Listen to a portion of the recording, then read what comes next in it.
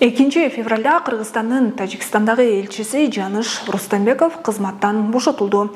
Ага чейин социалдык тармактардын колдонуучулары элчини издейбиз аттуу хэштег менен Жаныш Рустамбековду издей башташкан. Assalamu alaikum tuğanlar üstünün başka gruplarga jönötüp koygulatçı. Tapпай атабыз. Буга мурдагы элчинин чек арада куралдуу жаңжал чыккан сайын үн чыгарганга жарабай өлкө кызыкчылыгы үчүн дипломатиялык алкакта өз вазифасын аткара албай жатканы себеп болгон. Бул кызматка ал 2018-жылдын декабрь айында бекитилген. Негизи Рустамбековдун Тажикстандагы элчилик кызматына байланышкан маалымат интернетте жокко эсе. Мисалы элчиликтин расмий сайтына кирсек, анда Рустамбеков акыркы ирет 2021-жылдын 27 апрелинде Тажикстандын тышкы иштер министринин орун басары менен жолукканы жазылган. Bir күндөн кийин 28 апрелде Тажикстандын тышкы иштер министри кыргызстандык чек арачылар тарабынан сабалган Тажикстандын окуучулары жөнүндө чыккан маалыматтан кийин биздин элчиге нота жиберген.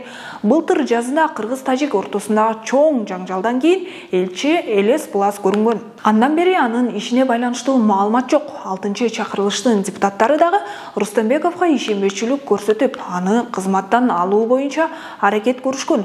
Ал комитет алдында отчет берер күнү ооруп калдым деген жөө менен келген эмес. Тилекке каршы биздин элчибиз, Тажикстандын элчиси Рустамбеков азыркы оору менен ооруп калыптыр, ошого келе албай калды. Азыр эми качан жаңы элчини чечесиңер? Анткени бирөө элчи жөнөтөбүз деп болбой калды. Кийинкиси качан болот эми? Анткени ушундай акыбалда ал киши уже билет, кетет, срогу бүттү. Анан ал жанын күйгүзүп иштебейт ал жерде, меники бүттү, баары кетем деп. Анан уш акыбалда тез арада чечиш керек да, анткени ситуацияны көрөт азыр кошуна мамлекеттен. Парламентте 3 жылдан бери аркалап келе жаткан элчилик кызматына коңшу өлкө менен болчу мамилени жакшыртуу үчүн эч кандай көзгө көрүнөр чара көрбөгөнү дагы айтылган. 73 жаштагы элчинин буга чейинки өмүр таржымалын карасак, кандай гана бийлик болбосун дайыма майлуу кызматтарды аркалап келгенин көрүүгө болот. Анын ичинде эң чоң кызматтарын атай кетсек, 93-94 жылдары президенттик аппараттын жетекчиси, 95-96 жылдары Ош облусунун губернатору, 2000-2005 жылдары Жогорку кеңештин депутаты, 2005-2007 жылдары өзгөчө кырдаалдар министри болгон. Андан сырткары бир нече өлкөгө элчи болуп иштеген. 2007-2011 жылдары Кыргызстандын Казакстандагы элчиси, 2014-2018 жылдары Кыргызстандын Түркмөнстандагы элчиси болгон. Мындайча айтканда, элчилик жаатында тажрыйбасы кенен десек болот. Бирок акыркы кыргыз-тажик чек арасындагы атышууда жана ага чейинки Тажикстандын түрмөсүндө каза болгон кыргызстандык Кудайберди Бекмуратов тууралуу дагы эч кандай үн каткан эмес. Ал тургай Кудайберди Бекмуратовдун Тажикстандын абагында отургандыгы тууралуу да маалыматы болгон эмес. Ал чек арада мыйзамсыз өткөн деген айып менен 2 жылга соттолгон.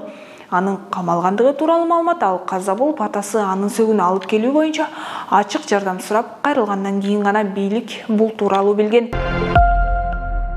Жаныш Рустамбековдун ордуна 2021-жылы Жогорку кеңештин мурдагы депутаты Кубанычбек Нурматовдун талапкерлиги көрсөтүлүп, 1-сентябрда парламенттин эл аралык иштер коргоо жана коопсуздук комитетинен колдоо тапкан.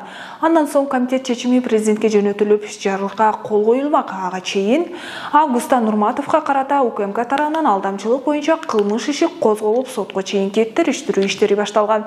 20-сентябрда убактылуу кармоочу жайга киргизилип, элчилик кызматка дайындалган жок. Азырынча анын эркиндикке чыккан, чыкпагандыгы боюнча так маалымат айтыла элек. Ал эми бош элчинин ордуна кимдин барары азырынча белгисиз.